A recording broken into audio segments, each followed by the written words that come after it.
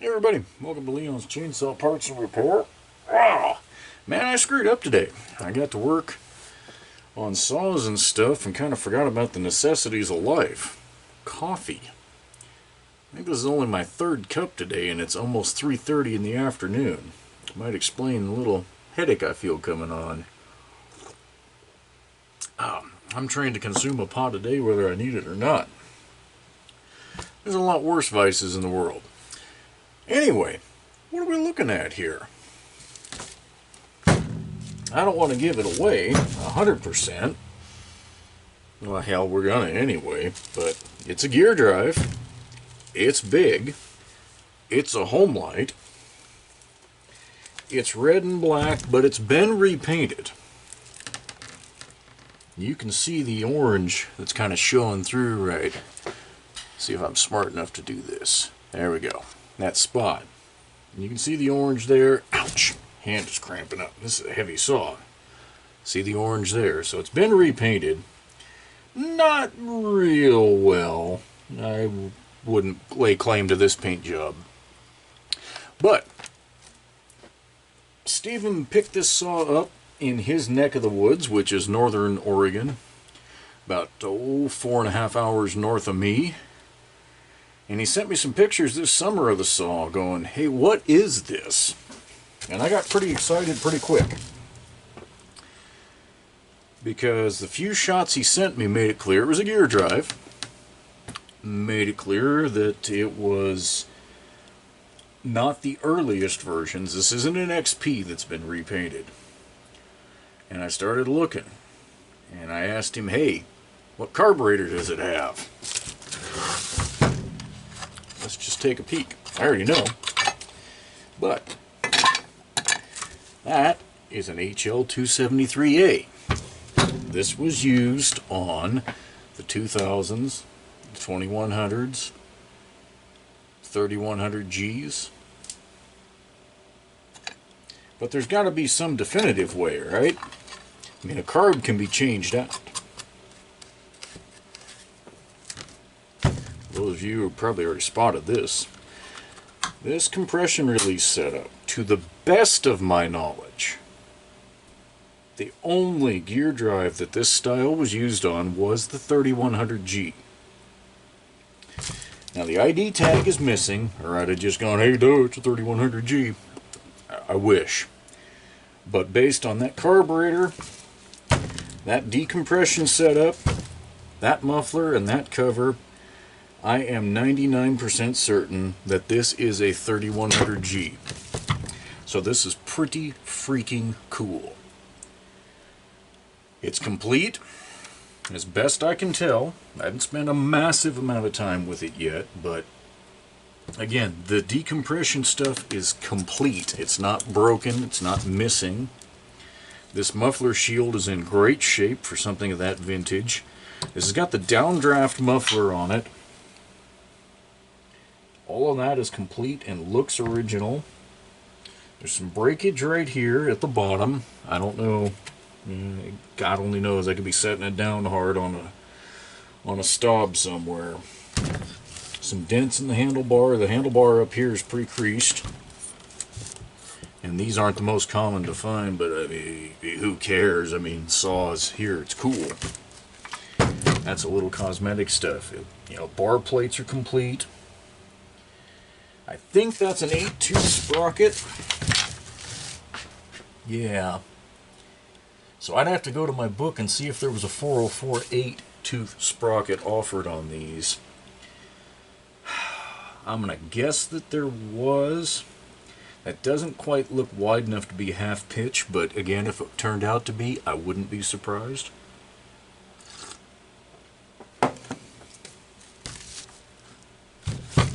Compression.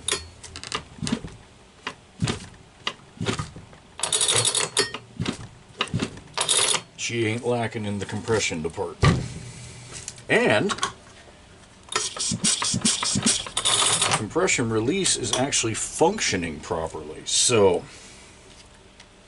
I mean, this is beautiful. I mean, I am really excited to be working on this saw. The only way I'd be more excited is if it was, well, my saw and I was working on it for me. But that's not the case. So what I see that we're going to need to do, fuel hose is, if it's not original, it's old and hard as a rock. The one in the tank is gone. And when I reached in there, I got some nice black goo on my fingers, which, yay for me. And I gotta remember, I don't remember if there's a screw-in barb on the bottom of the tank, like there is, you know, similar to the C-Series and the Super 1050 and all of that. I'm gonna have to go to the IPL and check that out. We'll need a fuel filter, fuel line in there, fuel line out here. We do carb kits because we do them. I'll go through that. But yeah, I haven't done a spark test yet. Obviously, I'm going to have to pull this cover off to get that done. But with just the overall condition of the saw, it's clear it's sat around for a long time. But it doesn't appear to have been massively abused. So I'm hopeful that this one's not going to take a whole lot. And real shortly, we'll have a runner out of this guy. So stay tuned. I'm going to get some work done. We'll come back. Okay. I somewhat refreshed myself with the way this thing's put together. You don't see a whole lot of stuff online about working on one of these things. Let's see what we can get done.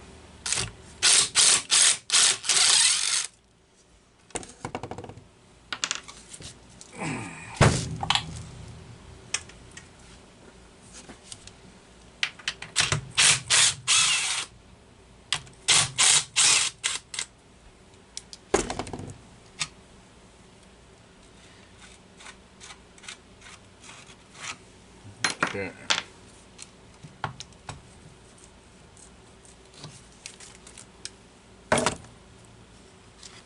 Ooh, this greasy pig is gonna need cleaned up at some point. But I'd like to hear it run. I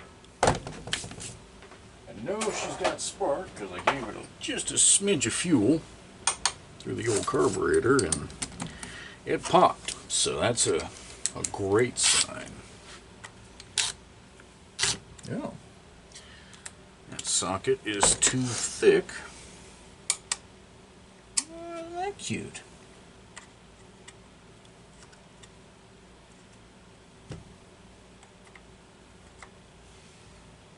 I'm not going to say that doesn't have some damage.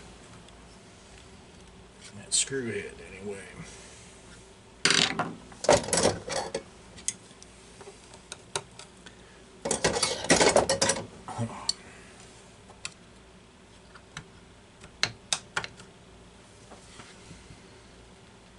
God dang. This could be interesting.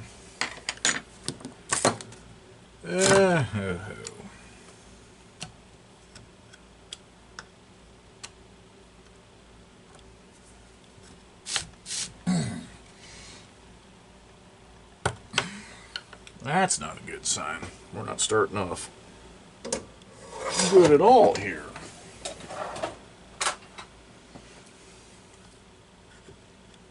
Okay, that just went on. Hopefully that'll be good enough.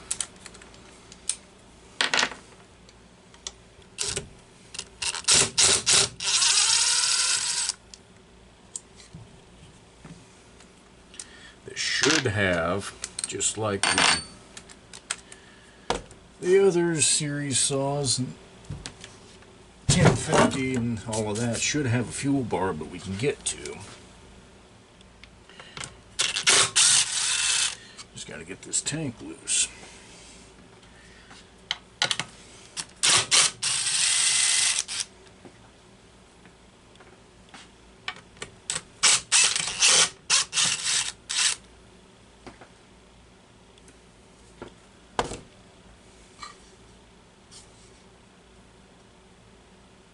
And I thought that was it. What am I missing? Ah, yes. The one that half the time gets left out.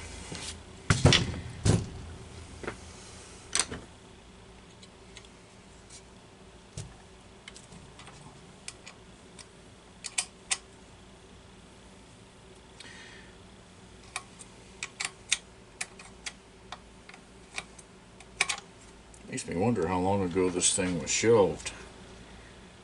This paint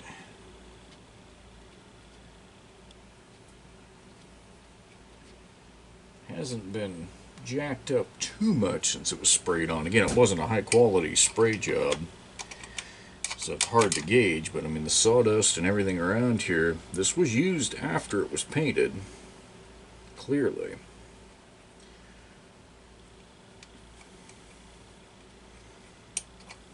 Really tough to say what the real history of this saw is.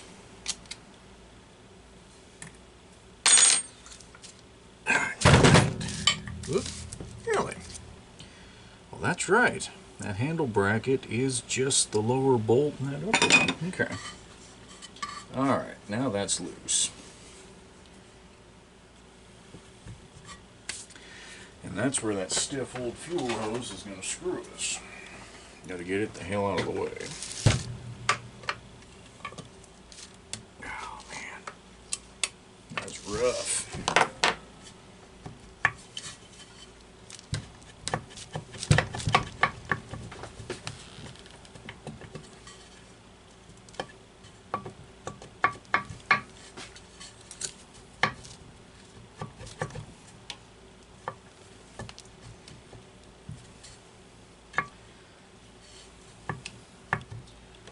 Now, I may be...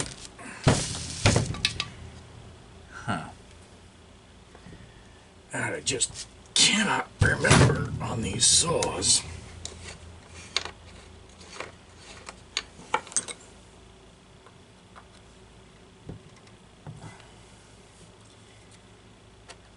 The sequence. Don't do enough gear drives.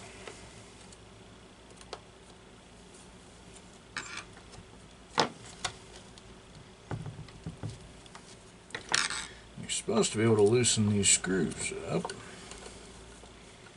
get this cover off without having to take them all the way out, I thought, but whatever. Whatever. Big thing is I don't want to break.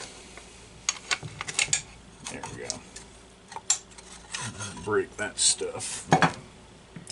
Detents.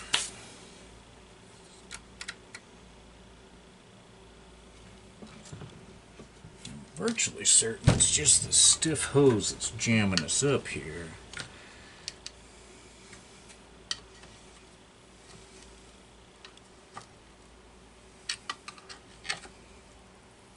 Don't want to break anything.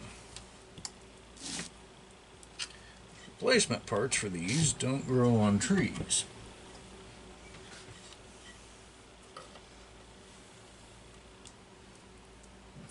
That stupid hose. If I can get that loose, there we go. What a mess.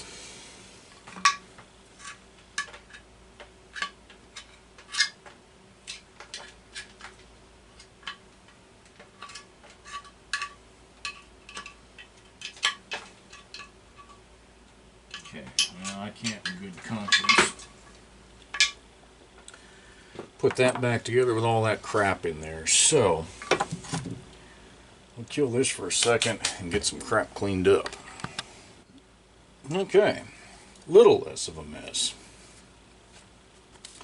I think there's a couple generations worth of junk caught down in here. The pre-paint junk that was really stuck on good, and the post-paint junk that mostly came off. So I'm remembering this is a banjo type setup. So it draws fuel, and we've got our barb coming off it right here, so I almost had remembered correctly. But to get that unspun, we want to be real careful. Oh, and I'm running into a problem here. The impact driver bit that I want to use, bingo, right there. Fits that slot perfectly. And we should be able to get that bad boy loose without any trouble. Check that out. If you tried to do that with a screwdriver, you would probably be cussing a half an hour from now, as the slot was torn out. There's a gasket on there. Be sure to not lose it. Check it. Make sure it's not going to be a problem. Now there's what's left of our old fuel hose.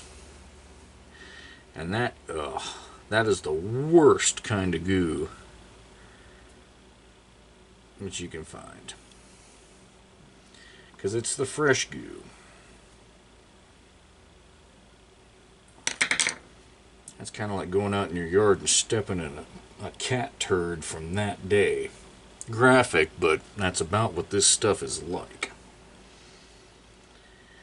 So, try to avoid getting that stuff on your hands. You'll regret it. Acetone, brake cleaner. We'll all take it off. I like the brake or the acetone just a little bit better. But even that, it's a little rough here.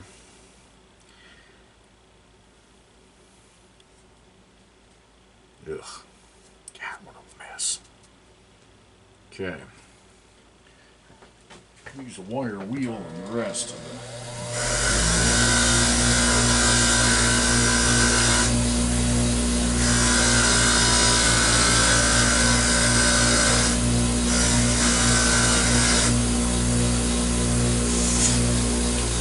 Okay.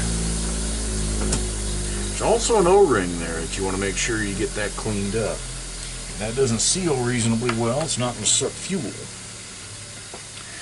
This old hose is stiff enough, we're going to have to score it.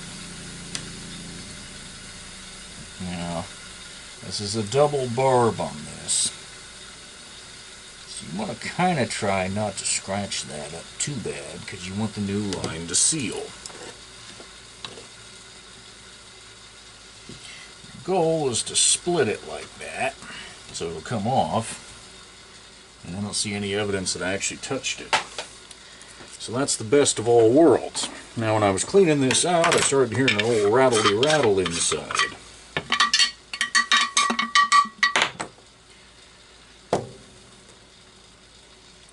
What a waste. That was a new fuel filter not long ago. I will save the weight and clean that up, but I'll do it later. For this, we will just go ahead and see what's in the magic parts bin here.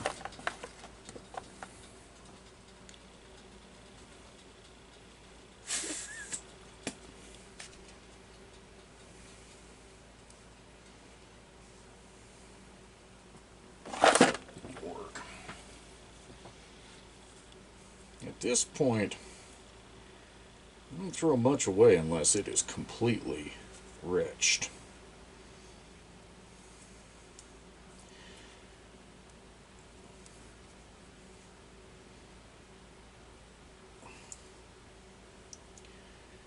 Something like that fuel filter, the felt is pretty shot because of the goo, but the weight can be cleaned up.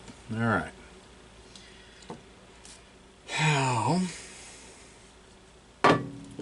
we're just going to take a wild guess on our length here.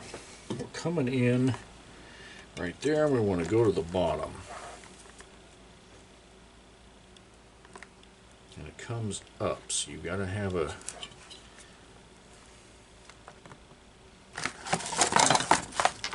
so you see what I mean? It's going to go in and go up, so we need a nice smooth curve. Start with that. I'm guaranteeing it's too much. Well, alright, I won't guarantee that, but it's probably too much.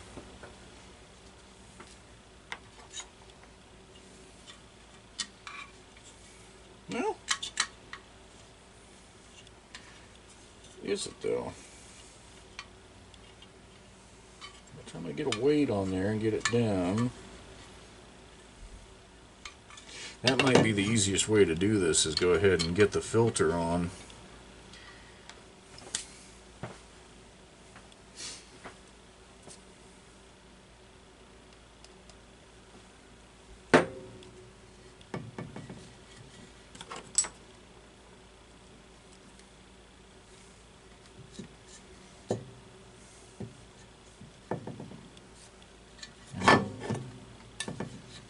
Come out, you stupid thing.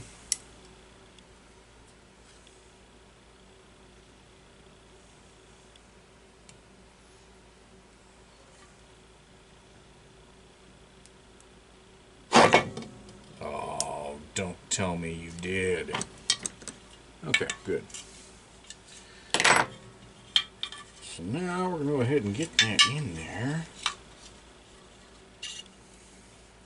Get to the front of the tank. Yeah, that's a couple inches too much. I'm thinking about 6 inches is all you really need in here. There we go. Alright.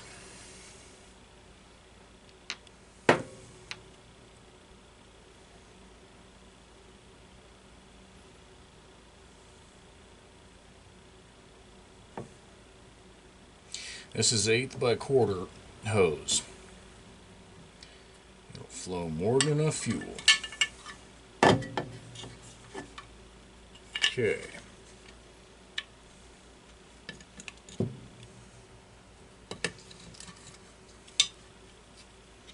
Now to make this go a little easier, if I can, there we go. You get the filter back out of the tank so that as this spins in, it's not tying it in a knot inside the tank.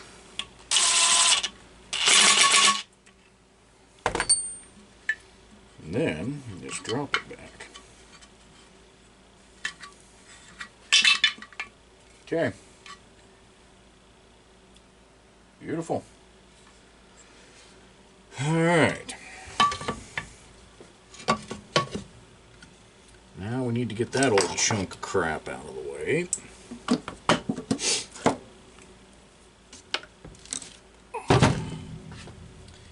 See if we're going to need to score it.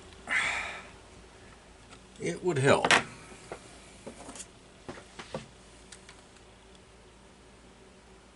Although, let me... I'm trying to think. I want to get that tank back on. We're going to have to get that carb off. Anyway,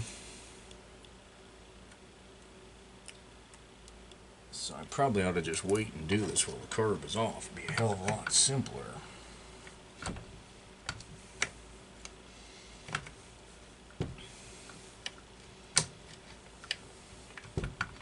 Jeez. What a joke. I know hose goes bad. To get this stiff, it almost has to be ethanol, because there is not even a slight aroma of rotten gas in there. And you know, when I was messing with that C5 earlier, trying to test that McCulloch carburetor, I've had fuel in that tank that I haven't allowed to go stale, but is, you know, it's been in that, some fuel's been in that tank for 2 years now, and the hose is a good 2 years old, and it hasn't stiffened a bit. I'm still able to take that carb on and off when I want to test one of these other ones, and it's not even a hassle. That is non-ethanol fuel that I keep a stabilizer in, so despite, I mean, there are people who feel pretty strongly that stabilizer is a giant joke, that ethanol fuel is just fine, and I guess in certain instances it is. But if you're going to let it sit for any time at all, I would actually pay attention to their, you know, 1 month thing. I think that is the maximum you'd want to let it sit. Alright, that'll be perfect. So,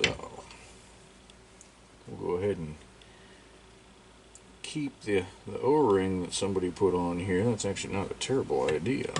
Just set it right there. Let's see if we can get this tank dropped back into place. And I'll see if I can remember where all the different lengths of screws go.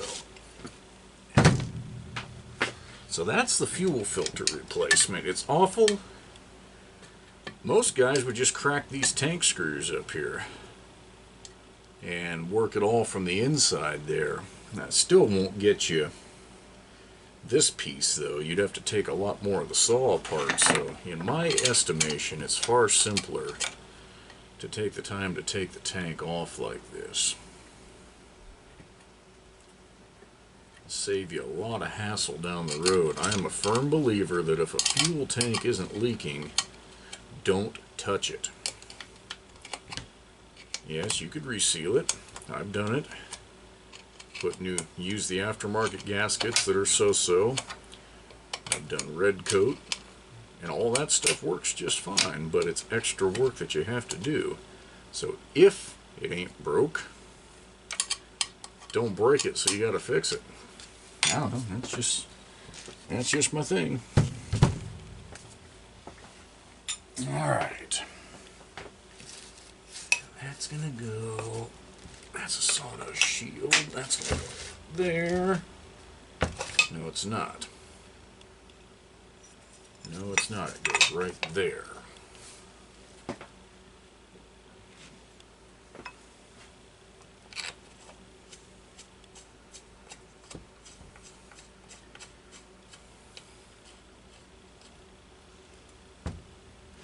Should put that's going to go back over there. These Geardrives, they are amazing. I give McCulloch crap about the complexity of the way they put stuff together. You know, I was working on that Super Pro 70 earlier too, and you know, it's different. It's probably no more complicated, but it's different, and I'm used to certain ways of doing things. And I get to the McCulloch, and it doesn't make as much sense as the Homelite.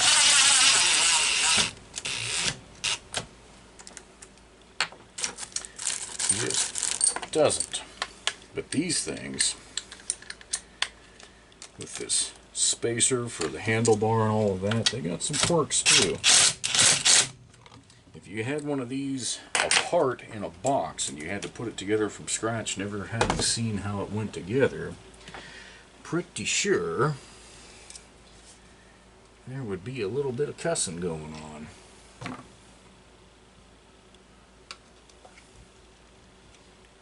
Okay.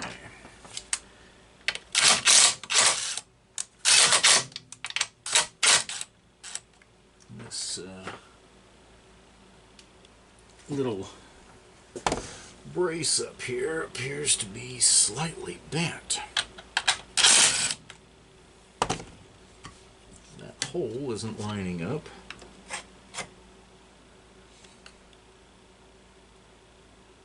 For sour owl manure in the oh, you know what, that is that even attached to the tank? I didn't need to take that out to begin with. And now I'm wishing that I hadn't.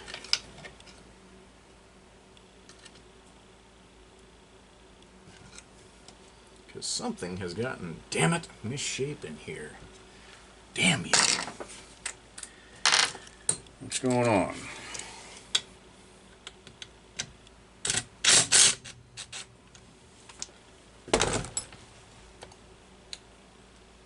Do I have to take that all the way off? That's going to irritate me.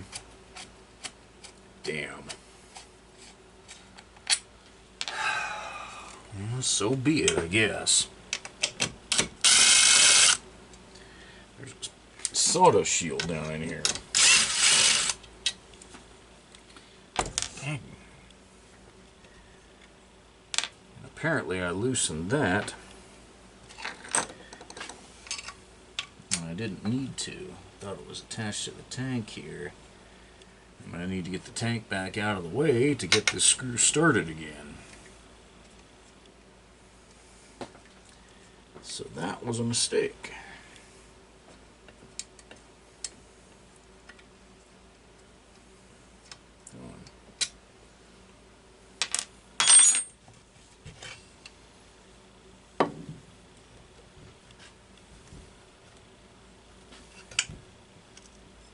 Whew. Yeah, that's misshapen a little bit, alright. How am I going to get you?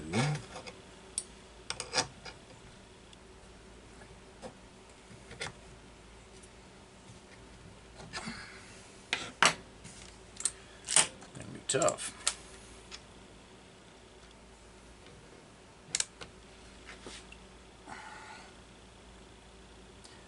What I can safely hold on to here. I can't. Oh, you stupid thing. I don't think I can push it by hand. What the hell? Something must have impacted that at some point.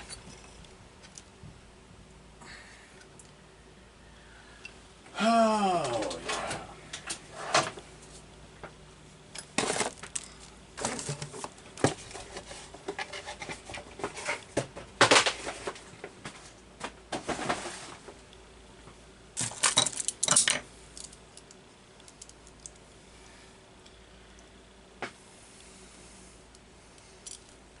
This without getting it in the way.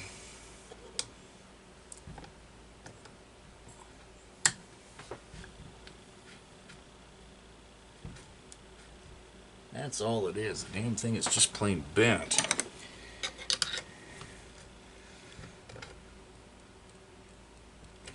But trying to unbend it.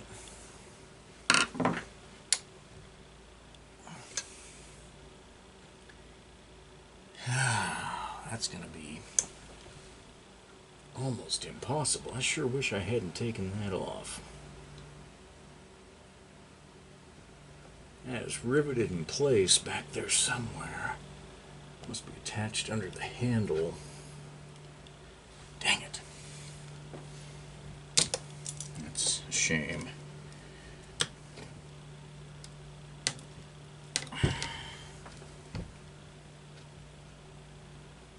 Might have gotten enough there.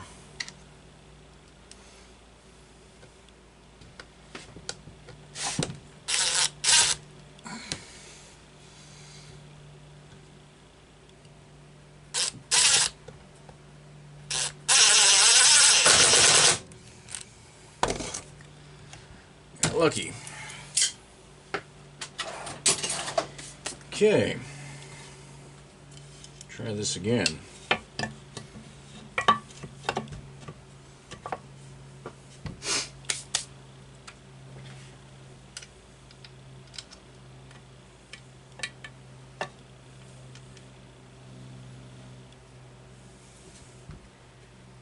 Mentioned earlier, I think, this screw that I'm working on in this corner here, that you cannot get a screwdriver or ratchet or anything on, is more times than not missing on one of these has been worked on.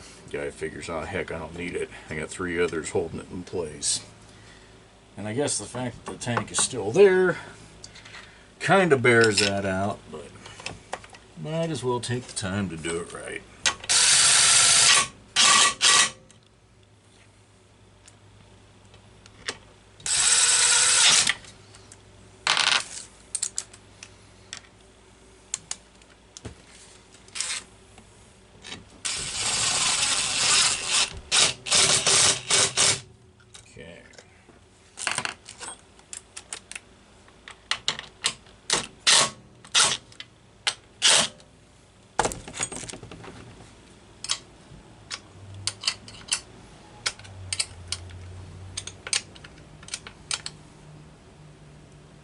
Alright.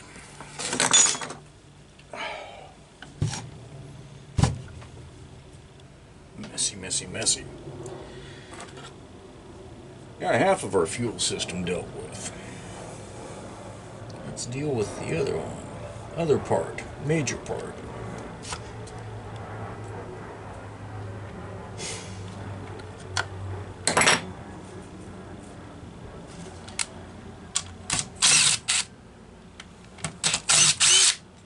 Very similar to a C-Series in the setup. Get those two screws out. And this has the rear support. And a deteriorated throttle rod. Yuck. Throttle rod grommet. I'm going to go ahead and try and get away from me. Get that loose down low here. Oh boy. Alright. Tiny. Well, threads aren't tiny, but the screw is short.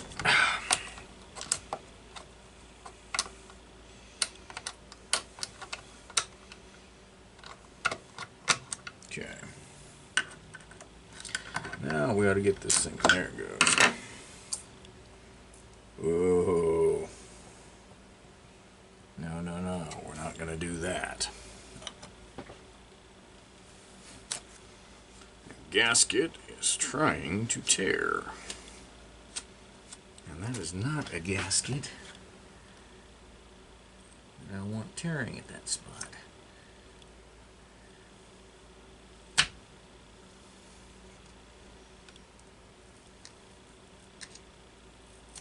Okay. Can live with that. These, I think you can still get reproductions on eBay. The gasket, anyway, right there. I was able to salvage enough of that. So this is a 6-reed system. And all 6 reeds are looking like they're pretty damn good. That's how that's set up. Run to the air hose real quick and get some of the garbage off of this.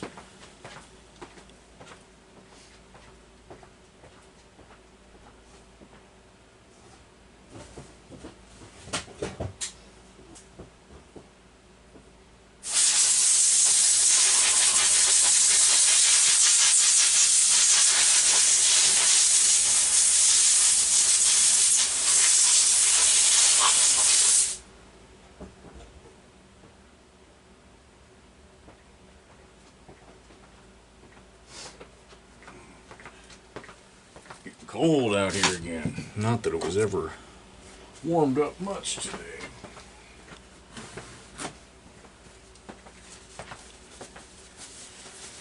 Alright. Let's say that throttle rod grommet was utterly destroyed. There's a lot of other things that probably need cleaned up on this saw.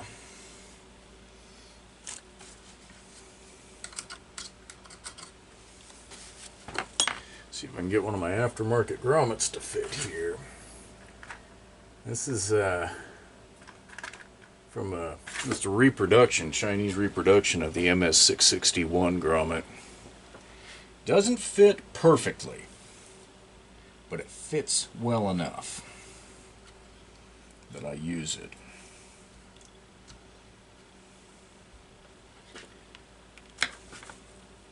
It keeps the sawdust and stuff out,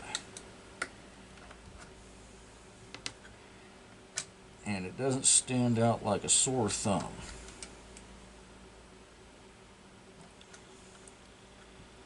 If you're not looking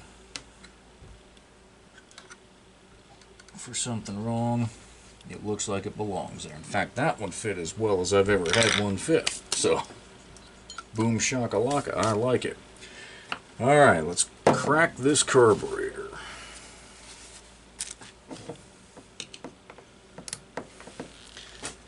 And if I find pliable gaskets in here, I'm going to be shocked. Based on the way that fuel hose was, I would assume not. But stranger things have happened.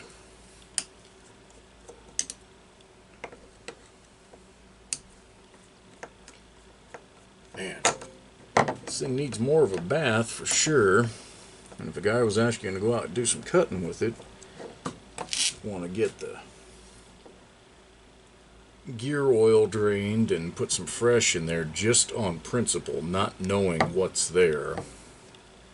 These things are real easy to do the gear oil on. They don't have a sight glass like some of the early Geardrives did, but you drain from that lower plug. The fill should be, I gotta make sure I don't misspeak on this one. Where are they all? Do you drain and fill from the same? I don't think you do. This is the height that you need it. Where? Yeah, maybe you do. I have to go back and double check it. I think you do. You must use a hose and fill it right there. When it runs out, you got it full enough, because that's your chain oil right there. And that's the gear oil drain, and I suppose you could fill it from there.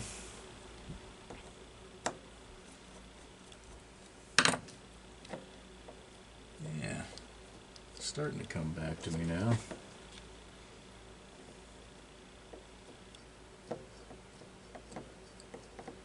Now, several of these screws have had some sort of a foul-smelling, quasi-syrupy liquid on them, which lends to the thought that there's some undesirables in this carb. Filter's free. Fuel bar could taste worse, could taste better. Yeah, those are... yeah, it's stiff. Garbage. Yep, starting to get crunchy. Might have operated, wouldn't have operated right.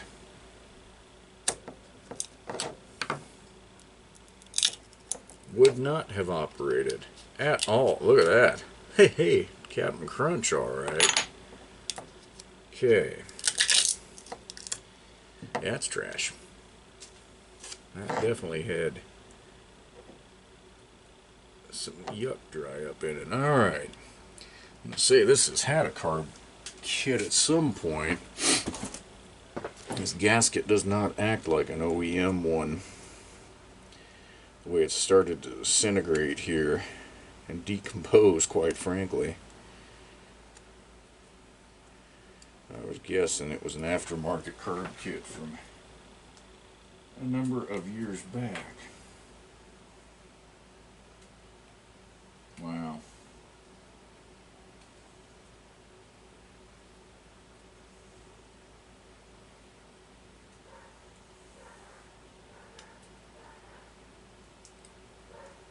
Okay, well, this is going to take a little time to razor all this trash off. The inlet needle's stuck closed too. I've got enough videos of HL carbs on there. We'll come back when I've got this button back up. Okay, carbs back together. One thing I haven't done is a quick pressure test on it.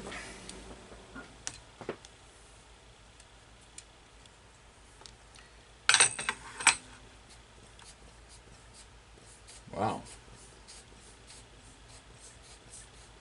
That needle is not seating right at all.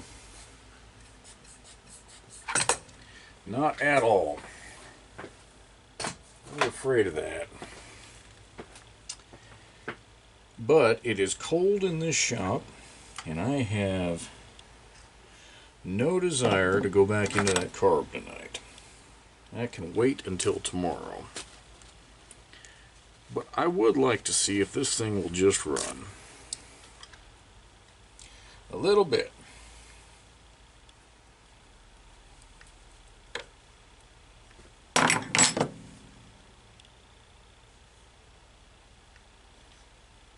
I'll sleep better tonight if I can hear this run. As dumb as that sounds. Anybody who's ever been excited about a saw, you know exactly what I'm talking about. Like I say, even though this isn't mine, this may be the only time that I ever have a 3100G on the bench. So it's pretty exciting.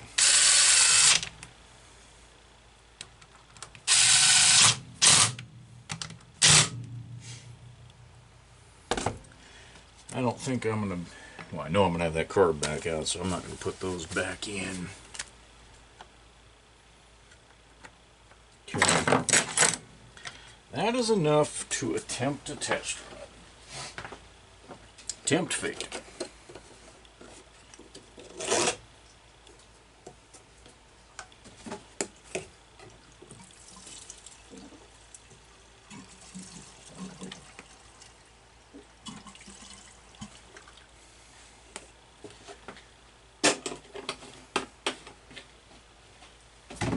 But I do suppose I should take the time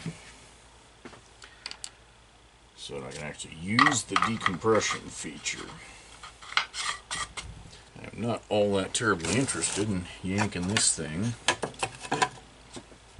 out of my hands.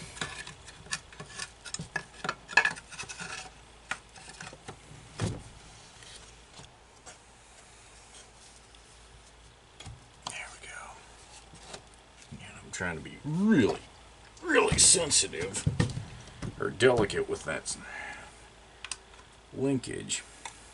I don't want to break it. That stuff is not easy to find. Those two plates that form the detents, especially the back one, it's not common. I've sold a number over the years. My friend over in Great Britain that sold his stock to me, Gordon, he had a ton of those in stock from his shop. But those are mostly gone at this point. I might have rat-holed a set in case I score a saw someday, but I'll be damned if I know where. Cross that bridge when we get there.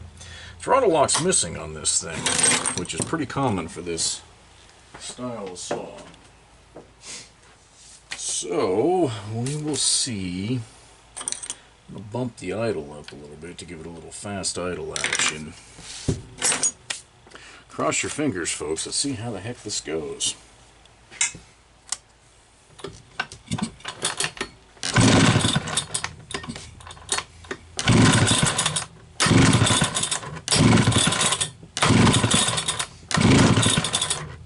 I'm seeing a little fuel movement.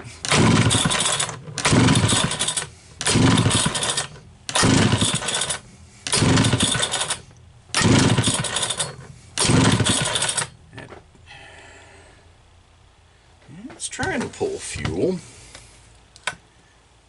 Give it a little help.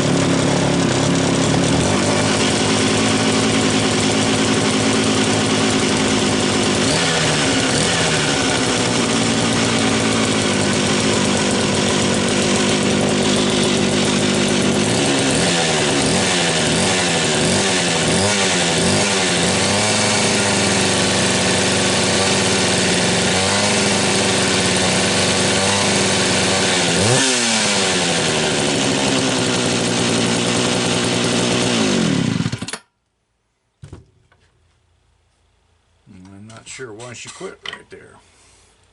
But I don't think my fuel filter, maybe it's laying flat. Seeing a lot of air in that line. And it's making me wonder if that little banjo fitting O-ring might be bad and sucking a little air. It would certainly explain why it was so sawdusted in there.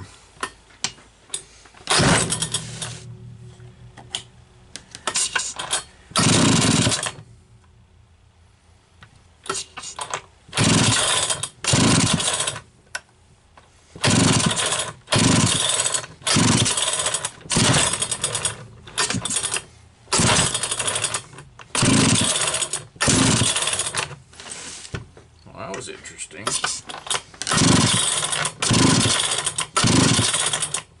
Huh. Can't tell if it actually flooded or not. Well, that did. Okay. Well, that's enough for one night. I know I need to go in and mess with that carburetor seat. In fact, I'm going to disconnect that fuel hose tonight, so that she doesn't get any wild ideas about sitting here and perking gas. So anyway, there's a lot more work to be done on this, but Steve, we will get this 3100G running.